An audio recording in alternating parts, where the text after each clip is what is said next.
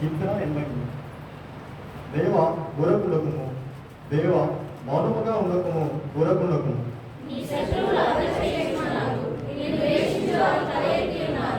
నీ ప్రజల మీద వారు కపటోపాయములు పండించున్నారు, నీవు మరుగులించిన వారి మీద ఆలోచన చేయుచున్నారు.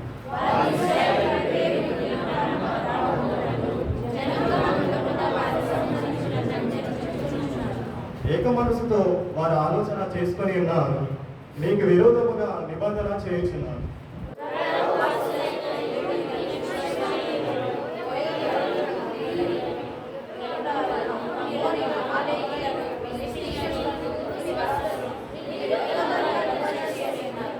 అశూర దేశస్థులు వారితో కలిసి ఉన్నారు, లోతు వంశస్థులకు వారు సహాయం చేయుచున్నారు.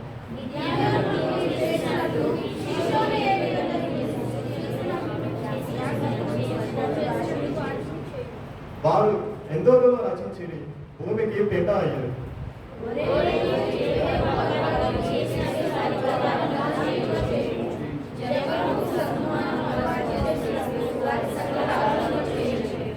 దేవుని నివాస స్థలములను మనము ఆక్రమించుకుందామని వారు చెప్పుకొనిచున్నారు.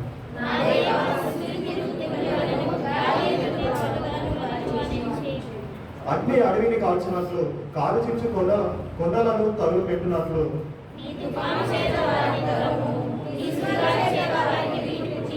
యెహోవా వారిని నామమును వెతుకున్నట్లు వారికి పూర్ణ అనుమానము కలగలేదు.